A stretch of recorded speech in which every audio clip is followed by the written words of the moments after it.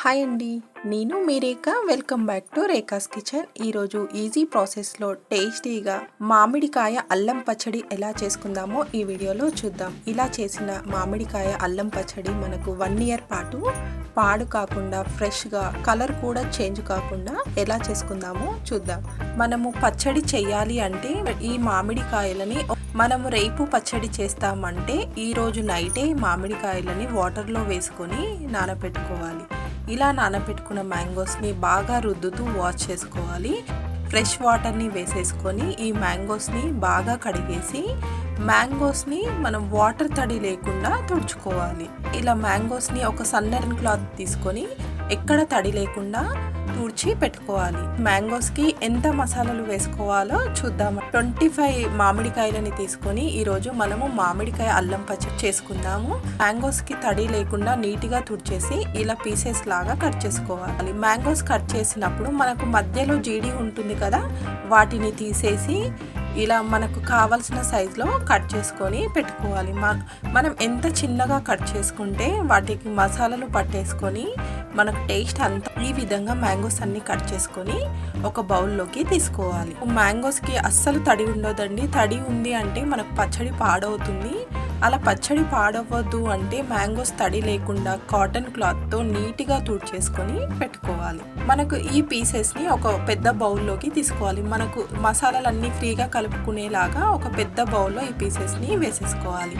Pieces మనకు డ్రైగా ఉంటే అలాగే వేసుకోవాలి. కొంచెం పీసెస్లో తడి ఉంది అంటే కాటన్ క్లాత్లో వేసుకొని పీసెస్ని తుడిచేసుకుంటూ బౌల్లో ఇలా రెడీగా పెట్టుకోవాలి. చూసారు కదా, నేను చిన్న చిన్న సైజులో మ్యాంగోస్ అన్నిటినీ ఇలా కట్ చేసి పెట్టుకున్నాను. ఇప్పుడు వాటిలోకి కావాల్సిన మసాలాలు చూద్దాం.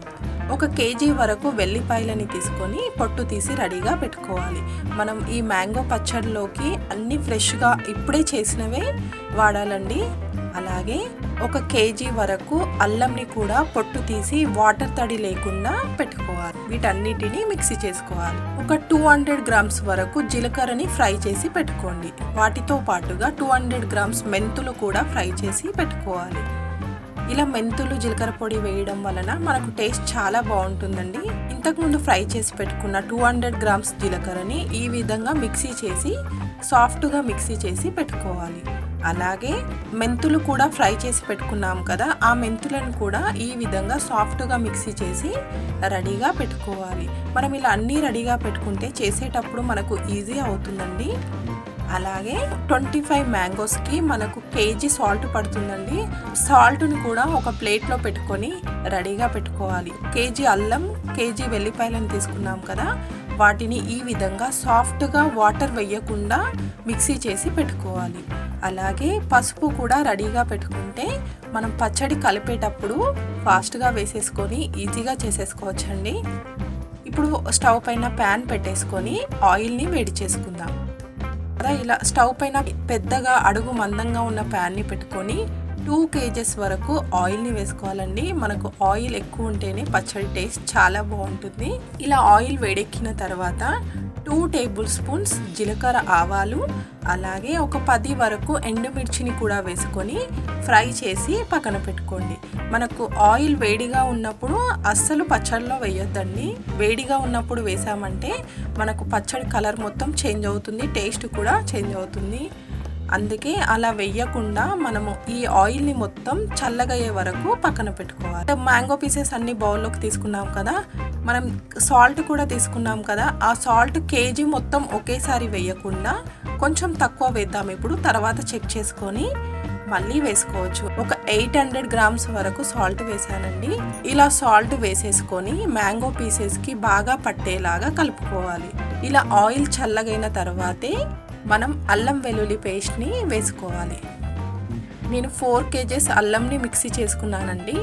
అందుకే నేను 2 kgs వరకు అల్లం వెల్లుల్లి పేస్ట్ని ఆయిల్లో వేసుకుంటున్నాను. ఆయిల్ గోరువెచ్చగా ఉన్నప్పుడు మాత్రమే అల్లం వెల్లుల్లి పేస్ట్ని వేసుకొని కలుపుకోవాలి. ఇలా అల్లం వెల్లుల్లి పేస్ట్ వేసేసి బాగా ఆయిల్లో కలిసేలాగా కలుపుకోవాలి. అలాగే ఒక 3 tablespoons వరకు పసుపు కూడా వేసుకొని బాగా కలిసేలాగా కలుపుకోవాలి. మనకు ఆయిల్ అస్సలు వేడి ఉండదండి.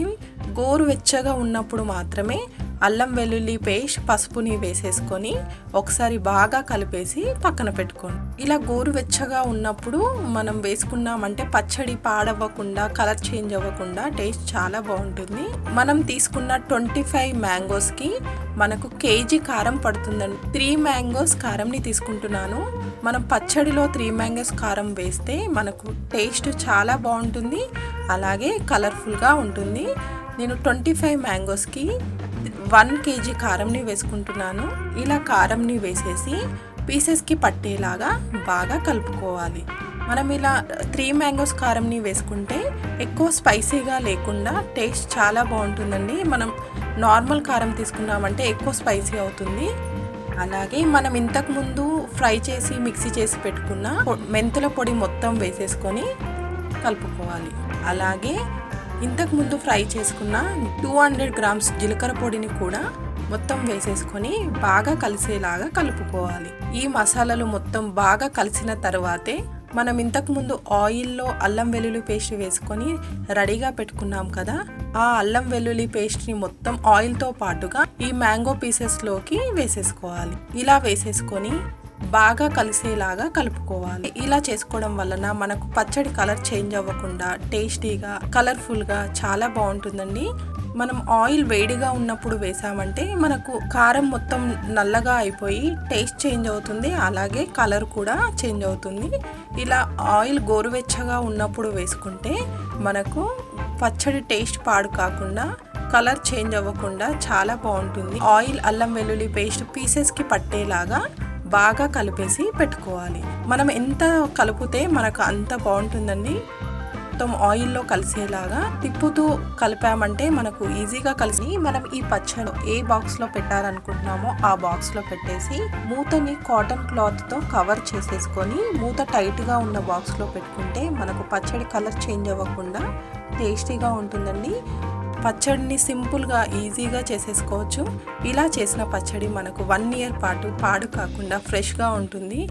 మీరు ట్రై చేయండి. ఈ వీడియో కనుక మీకు నచ్చితే లైక్ చేయండి, అలాగే షేర్ చేయండి.